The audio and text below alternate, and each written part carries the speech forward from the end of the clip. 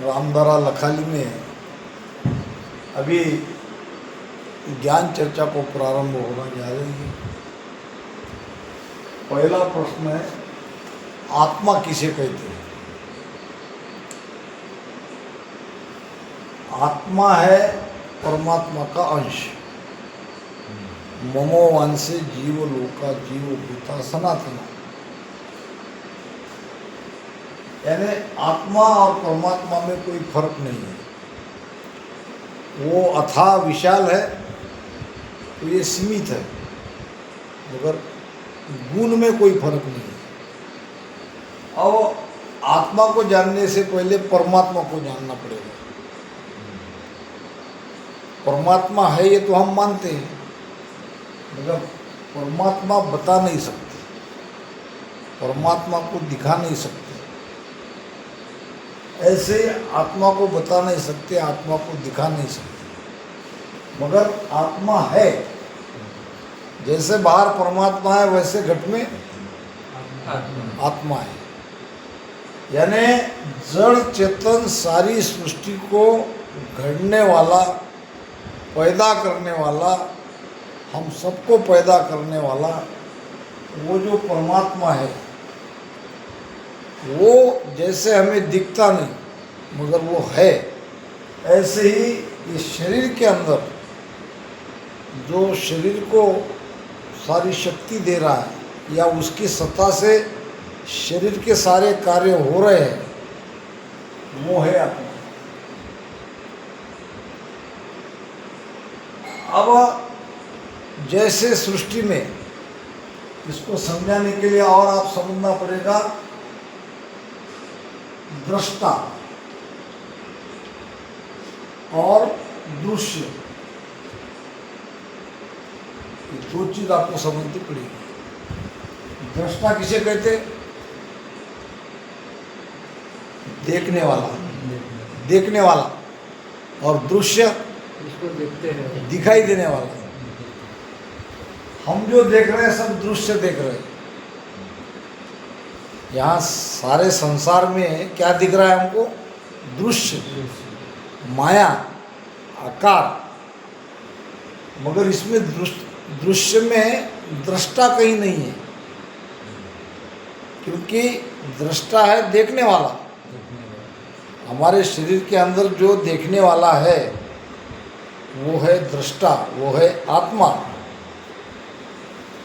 मगर अब सब शरीर दिखाई दे रहे हैं, वो कहीं दिखाई दे रहा है क्या? मगर दृश्य का सारा कार्य दृष्टा की सत्ता से चलता है। ये दृश्य का सारा कार्य दृष्टा के बिना नहीं होता। अगर दृष्टा नहीं रहता तो ये दृश्य जीरो है। दृष्टा नहीं रहता तो ये दृश्य जीरो है। ये है माया और ये है ब्रह्म। ब्रह्म की सत्ता से माया हमको सत्य दिख रही है। माया असत्य है, मगर इसका पावर, इसको रहने से ये दृश्य जगत हमें सत्य प्रतीत होता है। यही माया है, यही इसका सारा खेल है। महाराज कहते कुण है रे बाबा, कुण है रे बाबा, कुण है, कुण है, कुण है। किसके लिए कह रहे? आत्मा के लिए कह रहे, हमारे लिए कह रहे कि तुम कौन हो। कोई कहे वो जीव विचारो, आत्मा जीव है क्या? जीव में आत्मा में डिफरेंस है।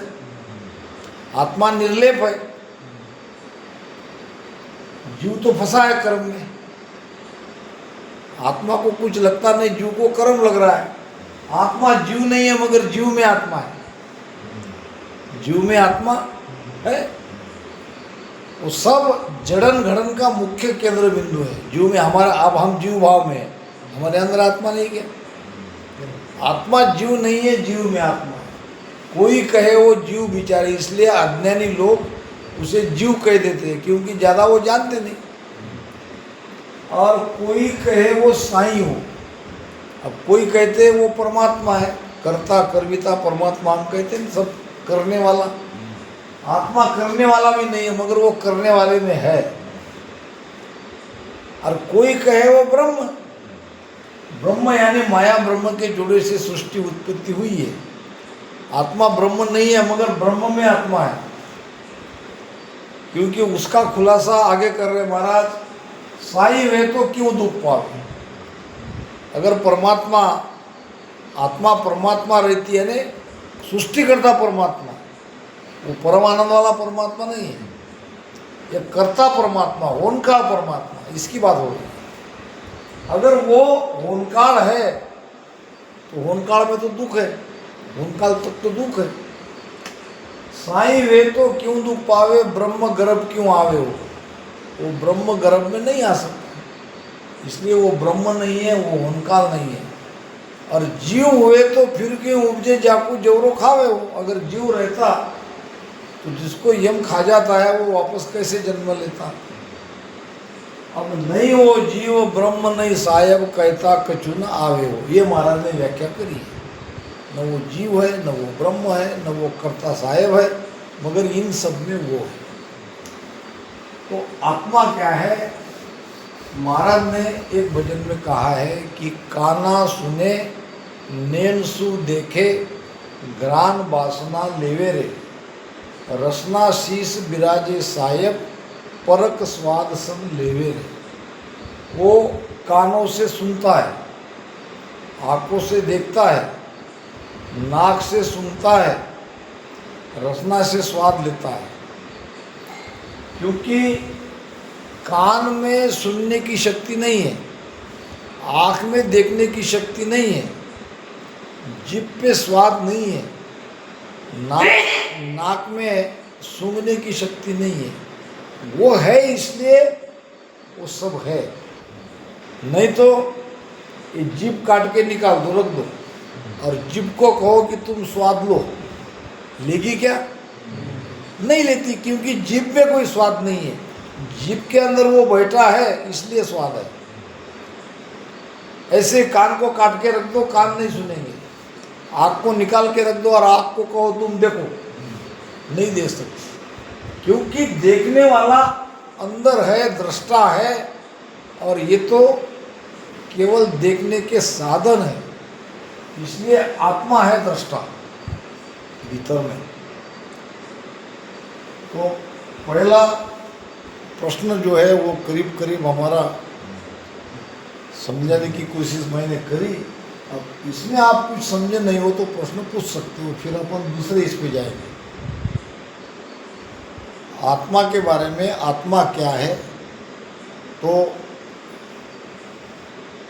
सारे सृष्टि के जड़न घड़न में जिसका मुख्य रोल है और जो अकर्ता है और जो दृष्टा है, जिसकी सत्ता से माया के सारे कार्य चल रहे हैं, वो है आत्मा।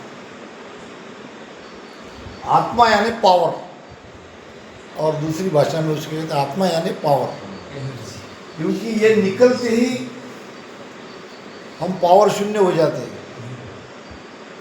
इंद्रियां अपना काम करना बंद हो जाती है, शरीर ढीला पड़ जाता है, श्वासा बंद हो जाती है। यह है तब तक शान है शरीर का, यानी मूल चीज शरीर में आत्मा है। अब इस पे आपको क्या समझ में नहीं आया ये पूछो। समझ में तो आया गुरुजी, लेकिन आत्मा शरीर में कहाँ है? हाँ, सब जगह है, फिर भी अगर उसको आप ध्यान वहाँ तक लगाना चाहते हो तो महाराज ने उसका, अब ये इतना बड़ा मकान है वीर सिंह भाई का, तो वीर सिंह भाई सारे मकान में है, फिर भी उसको एग्जैक्ट कहाँ ज़्यादा उसका रहने का स्थान है तो आना पड़ेगा रामदारा में। वीर सिंह भाई रामसनी है और वो ज़्यादा से ज़्यादा अपना समय ध्यान में देता है। तो वीर सिंह भाई किचन में भी है, वीर सिंह भाई वो तुम्हारे बाहर का जो ये है वहाँ भी है, मगर फिर भी वो रहेगा ज़्यादा रामद्वारा में ध्यान की जगह। ऐसे ही आत्मा शरीर में सब जगह व्यापक है, फिर भी अरद उरद के बीच में बसे शिखावन हार। कहाँ बैठा है वो? अरद और उरद के बीच में, आती और जाती श्वास अपनी भाषा में। वैसे अरद उरद का अर्थ और दूसरा होता है, पिंड से ब्रह्मांड में, नीचे से ऊपर, तो दोनों श्वास के बीच में वो है। अरद उरद के बीच में बसे शिखावन हार, सो सद्गुरु सुखराम कहे निरको उन्मुनि दार। महाराज क्या कह रहे? निरखने के लिए कह रहे। निरखना है क्या? हमने जो अभी किया देखना।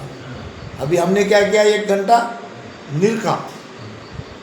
अब निरखने में बाधा आई, फिर भी बाधा को हमने धीरे धीरे उसको कम किया। एक समय ऐसा आएगा आपकी सुरती अगर वहाँ लग जाएगी तो वो कला प्रकट जाएगी। कौन सी? जिसको कुदरत कला कहते हैं। जैसे ही वो कला प्रकट की, आपके रोम रोम में, सारे शरीर में एक वो हलचल पैदा हो जाएगी, वाइब्रेट होने लगेगी बॉडी, एक अलौकिक आनंद सारे शरीर में आपको आने लगेगा। ये वो कला प्रकटने का प्रमाण है। कला कब प्रकटेगी? जब सदगुरु की कृपा होगी। सदगुरु कौन?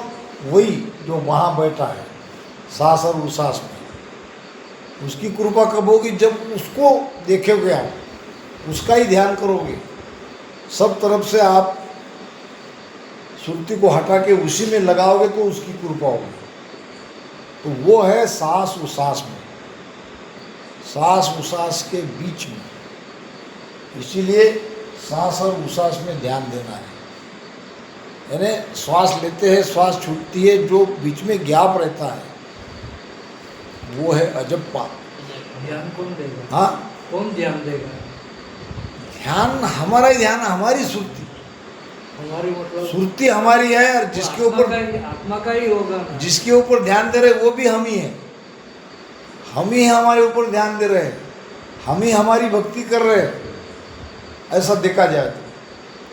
मगर अब दो का भाव क्यों आ रहा है कि हम अभी दो के भाव में जी रहे हैं? देव भाव से है ना। हम अपने नाम से अपने आप को जान रहे हैं, हम भक्त कहलाते हैं, परमात्मा कोई और है, हम उसकी भक्ति करना चाहते हैं। अभी तो दो भाव में देह के कारण हम हैं, धीरे धीरे ये मिल जाएगा। तो आत्मा है श्वासों में, आपको हमको सबको ध्यान देना पड़ेगा, श्वासों में सुरती लगानी पड़ेगी। जब वहाँ सुरती लगाओगे, अच्छा ये शब्द क्या है? एक तीसरा प्रश्न बीच में आ गया, ये जो नेंचर है ये क्या है? पावर ही है ना। हाँ, वो भी पावर ही है ना। पावर तो है, मगर वो है क्या? किसका शब्द है वो? परमात्मा क्या है? आत्मा ही। जब आत्मा के तरफ आप एक ध्यास लगा के देखते रहोगे तो महाराज कहते हैं चूगे चकोर चंद्रमुख जोवे और शीतल अगन किसी विध होवे, शशि के इमरत बसे सजीरा और साचा गुरु चंद्रमन हीरा। चकोर पक्षी क्या करता है? क्या खाता है? आग। आग खाता है, आग के निखारे खाता है वो लाल लाल। अब वो खाने के बाद तो जलन होगी, फिर वो अपने गुरु का ध्यान करता है। चकोर पक्षी का गुरु है चंद्रमा। चूगे चकोर, क्या चुगा चकोर ने? आग। और चंद्रमुख जोवे, चंद्र के तरफ देखता है, फिर क्या होता है?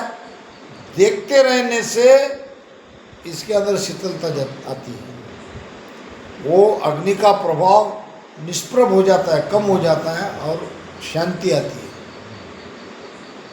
इसके में है, हाँ, कहने की बात है नहीं, ये उदाहरण है, तो ये तो बाहर का प्रमाण है। मगर अभी हम है चकोर, हमारे अंदर भी कामाग्नि है, कई ज्वालाग्नि है, कई प्रकार की अग्नि हमारे अंदर है ना, जठराग्नि है नहीं क्या? तो हम भी तो वो निखारे खा रहे हैं। फिर हमारा गुरु कौन है? आत्मा। कहाँ बैठा है? श्वास में। अगर तुम चकोर बन के तुम्हारे गुरु के तरफ यानी भीतर की आत्मा के तरफ देखोगे तो आपके अंदर शीतलता आएगी। ये प्रमाण दे रहे हैं महाराज। दूसरा प्रमाण कबीर साहब की वाणी में आता है कि कछुआ अंड धरे जल भीतर। कछुआ अंडी कहाँ देती है? जल के अंदर। और चित्त अनुराग लगावे आप रहे, यानी अंडी देके वो चली जाती है दूर, और वहाँ से वो अपने बच्चे के यानी वो अंडी की तरफ देखते हैं। सूरत अंड पर लावे।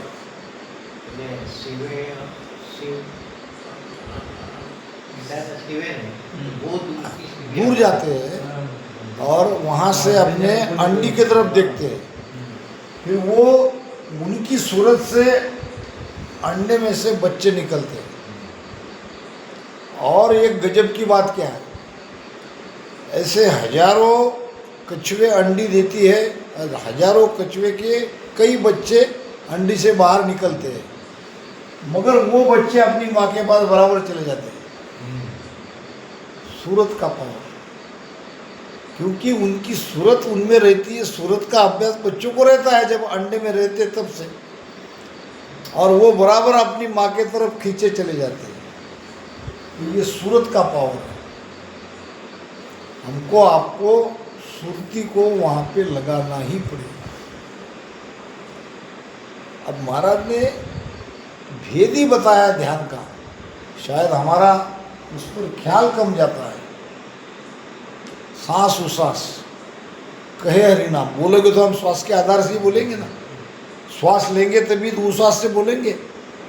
श्वास से लेते हैं, उश्वास से हो गया है। इसको कहा है सांस उश्वास कहे हरिनाम। हमने क्या किया, दोनों श्वास में उसको लेने लगे। और उसका मतलब क्या निकाल रहा कि जो श्वास तुम लेते हो, लेते ही उश्वास से तुम बोलते हो। सोम श्वासा अंदर जाती है, ओम से तुम बोलते हो। अब इससे तुम राम राम लो, ऐसा महाराज का कहना है। रसना को राम राम कहते, उसको घुमाते रहो। हिलती है ना रसना, तो हिलती है, हिलाओ, इसको हिलाते रहो। फिर धीरज ध्यान अडोलन डोले आसन मार उकासु छाता। ध्यान में धैर्य चाहिए, उतावल करना नहीं जमता है। आज कर लिया कुछ नहीं हुआ फिर निराश हो जाना नहीं। कुछ भी नहीं मिला ध्यान में तो भी ध्यान करने योग्य है, और संसार में सब मिला तो भी संसार छोड़ने योग्य है। समझ गए बात? भीतर में कुछ भी नहीं मिला तो भी आप घाटे में नहीं हो, तो भी करो। और संसार में आपको सब भी मिल रहा है तो इनको छोड़ दो, क्योंकि ये माया है, ये माया है। तो धीरज ध्यान अडोलन डोले आसन मार उकासो छाती। पीठ को सीधी करना है, छाती को सामने करना है। अब नाड़ समीसड़ राकद बोलत अंदर बदत बाती। बातें नहीं करनी है, शरीर को हिलाना नहीं है। और समीसलता अर्थ होता है झुकी हुई। अगर कोई कहते कि सीधी रखो, आज अपन उसमें नहीं जाएंगे। अब आगे मन को थोप। अब क्या कह रहे महाराज, ये बड़ी बात कह रहे। मन को थोप यानी आपका ध्यान श्वासा के साथ साथ मन पर भी चाहिए, कि वो कहीं बाहर तो नहीं चला गया। चला गया तो उसको लाओ। कैसे लाओगे? उसका पीछा छोड़ दो, आप ध्यान मत जाने दो, वो आ जाएगा। मन को थोपने का सर्वोत्तम तरीका है आपका ध्यान नहीं टूटने देना। ज़्यादा गहरा ध्यान श्वासा में लगाना, वो कहीं नहीं जाएगा, मन आ जाएगा। पवन सु मेला, उसको श्वासा में लगाना है तो आपको सुर्ति को पक्का रखना पड़ेगा। वो मन निर्बंध है, वो आपसे बांधे नहीं जाएगा, मगर उसकी जो ताकत है, वो पावर है, वो सूरत। सूरत अगर श्वासा में है तो मन को श्वासा में आना पड़ेगा। मन को तो पवन सु मेला और सूरत समोय निरत कर साथी। अब मन को कहाँ लगाया हमने? श्वासा में। पवनसु मिलमा, श्वासा में लगाया, तो उसमें सूरत और नृत्य भी लगाओ, ये महाराज कह रहे, जो कि अभी हमने किया। सुरती नृत्य भी हमने उसमें ही लगाया, अभी नृत्य लगाई नहीं। नृत्य उसे कहते हैं कि एक शरीर की जो सुरती लगती है अंदर, वो है नृत्य। सुरती की ताकत है नृत्य। अभी सुरती हमारी स्थिर नहीं हो रही है, मन उसको जल्दी भटका देता है। अगर सुरती के साथ नृत्य लगी तो मन की ताकत नहीं है भटकाने की। अभी नृत्य लगी नहीं है, मगर नृत्य लगेगी जब सुरती स्थिर हो जाएगी।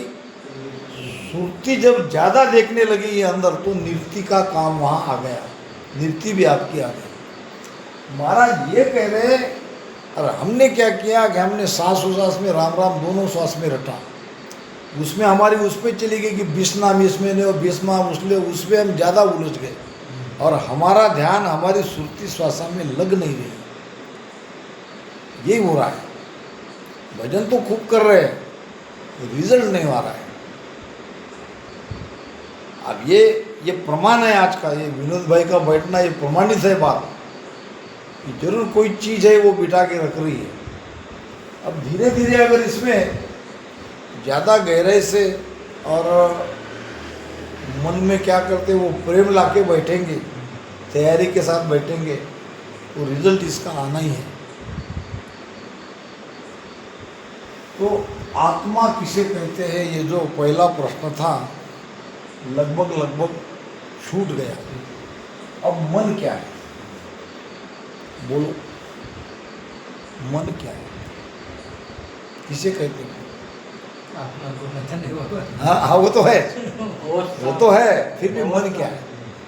मन ही की काल व्याख्या, है, हाँ? काल। हाँ, मन ही काल है। मन ही काल है, बराबर है। फिर भी शरीर के अंदर आप मन को कैसे पहचानेंगे? काल तो है वो। मन यानी विचार। मन क्या है? विचार। अभी वीर सिंह भाई ने कहा मन यानी काल, और विनोद भाई ने कहा आत्मा को नचाने वाला। दोनों उत्तर सही है। ये मन का कार्य है। आपने दोनों उत्तर क्या दिया? मन का क्या कार्य है, तो मन ये भी कर सकता है, हमको भी नचा सकता है, और वो स्वयं काल है। तेरा बैरी कोई नहीं, तेरा बैरी मन। तो मन क्या है? तो मन है विचार। पल पल में हमारे अंदर जो विचारे की तरंगी उठती है। महाराज कहते हैं कि 30,000 कति हम वाणी ध्यान त्रिकुटी लागो, अजहू मन में लहरा उठे भरम सकल नहीं भागो। 30,000 वाणी मुख से निकल गई थी त्रिकुटी में ध्यान लगने पर महाराज का, फिर भी महाराज कह रहे कि मन की लहरें, मन की विचार मिटे नहीं। फिर भी मन विचार में लगा, यानी विचार मुक्त त्रिकुटी में नहीं हुए। मन कैसा है? सर्प के जैसा है। आपने जिंदा सर्प था, उसको मार डाला लाठी से, ये देखा क्या कभी? हम बचपन में देखते थे। मरने के बाद उसके ऊपर वो रॉकेल, समझते ना, रॉकेल तेल पहले था, दिया जलाते थे, वो रॉकेल उसके ऊपर डाल दो, वो हिलेगा, हिलेगा वो। मन ऐसा है, मन को मरा करके आप समझ नहीं सकते, मरते मरते भी वो आपका नुकसान करके चला जाएगा, इतना पावरफुल है। तो मन क्या है? विचार। अब ये बताओ मुझे, आप लोगों ने कहा मन को काल, तो मैं मन क्या है शरीर में वो बता रहा हूँ। विचार जो उत्पन्न होते हैं वो मन है। तो तुम विचार की तरफ अगर ध्यान धरे तो तुम काल का ध्यान नहीं कर रहे क्या? विचार की तरफ अगर तुम्हारी सुरती जाती है भजन में, तो तुम काल के साथ हो कि तुम परमात्मा के साथ हो? काल के साथ हो। तो क्या करना चाहिए? तुरंत चेतन होके, सावधान होके सुरती को, और आपको दूसरा आधार ही नहीं सुरती को सुरती कहीं लगेगी नहीं, सुरती लगेगी श्वास में। तो सावधान होके काल से दूर हटने में हमारी भलाई है। तो मन क्या है? मन काल है, मन हमारे अंदर उठने वाले विचार है, और मन कर्म का भी करता है। कर्म बनाता है ना मन। सभी कर्म जीव इन साया, सुख के काज जगत वो वाया। जीव के आधार से कर्म बने हैं, मगर करता कौन है? मन ही तो है कर्म का। ये तो सब कर रहा है, सारा खेल तो इसका ही है। अब मन का, आत्मा मन के साथ कैसे जुड़ी? कर्म से, आत्मा मन के साथ कैसे जुड़ी? कर्म से। तो मन के साथ अगर नहीं जुड़ती तो आत्मा गर्भ में नहीं आती, क्योंकि परमात्मा ने काल को दे दिया सब आत्मा को। अभी हमारे शरीर में ये आत्मा मन के साथ है। कैसे? मन के अंदर विचार उठते हैं, वासना के, इच्छा के। इच्छा मन के अंदर है ना, तो इच्छा करके वो स्वयं कुछ करता क्या? मन के अंदर में जो शरीर और इंद्रियां है, उनके द्वारा वो अपनी इच्छा पूर्ति करता है। अच्छा, शरीर और इंद्रियां भी स्वयं पूर्त नहीं है, शरीर और इंद्रियां आत्मा पावर देती है उनको। तो आत्मा को भी उन्होंने जबरदस्ती से इंद्रिया के साथ लगा दिया, और वो स्वयं सुख ले रहा है। इसीलिए जब तक ये मन है, सृष्टि की उत्पत्ति होती रहेगी, क्योंकि वो करता है ना, कर्म का भी करता है तो सृष्टि का भी करता वही है। महाराज कहते हैं कि सारी सृष्टि ये मन की उपज है, मन के द्वारा बनी है। तो आत्मा अगर मन के साथ नहीं रहती तो सृष्टि की उत्पत्ति नहीं होती। अगर आत्मा मन से अलग होती है तो आप मोक्ष में चले गए। यही संबंध तो तोड़ना है। मन के साथ हमको हमारा संबंध विच्छेद करना है, तभी हम जाएंगे मोक्ष में। मन के रहते कोई मोक्ष में नहीं जाएगा। मोक्ष में जाने की वो स्थिति में न हमारे कोई विचार रहते भौतिक सुख के। वो जब वो स्थिति आ जाती है, कुछ भी नहीं चाहिए। अभी तो चाहिए कि दुकान लगी है अपनी, ये भी चाहिए, वो भी चाहिए, वो भी चाहिए, और ये चाहिए करने वाला मन ही तो है। मन है। और उस स्थिति में ये सब चाहना मिट जाएगी, कुछ चाहिए नहीं, क्योंकि जिसको चाहिए वो चला गया। तो आत्मा मन के साथ जब तक जुड़ी है तब तक वो अमरलोक में नहीं जाए। मन ही काल है, वो वापस संसार में रहेगी, तीन लोक में रहेगी, और कर्म के अनुसार वो कर्म, वो गति उसको भुगतना पड़ेगा। कर्म का कर्ता कोई और है, भुगत कोई और रहा है। इसका दोष इतना ही है कि इसने मन का संग कर लिया। क्यों संग कर लिया? ये अपने आप की ताकत नहीं जान रही है। आत्मा को समझ में नहीं आ रहा है ये कितनी पावरफुल है। आत्मा को लगता है कि इनके बिना मैं जीरो हूँ, यह है तो मुझे सुख मिल रहा है। अब ये क्या सुख दे रहा है? ये 5 विषयों का। हालांकि ये सारा सुख इसके अंदर ही है, मगर ये मन उसको अपना स्वरूप पहचानने नहीं दे रहा है। वो अपनी तरफ उसको घेर के रख रहा है। 24 घंटे मन आत्मा को अपनी तरफ इन्हें मिला के रखता है, घेर के रखता है, कंट्रोल है उसके ऊपर। इधर ये गदा थी गदा थी। यही तो बात है ना। ये इसके साथ रहने से अपनी ताकत भूल गया। अब गुरु महाराज क्या कह रहे हैं कि तुम उल्टो, तुम उलटते ही तुमको तुम्हारी ताकत समझ में आएगी। तुम जब तक सीधे सामने हो, सामने का सुख ले रहे हो, तब तक तुम्हें अपनी ताकत का पता नहीं। तुम उलटते ही तुम्हें समझ में आएगा ये मन क्या है, तुम कौन हो। तो उलट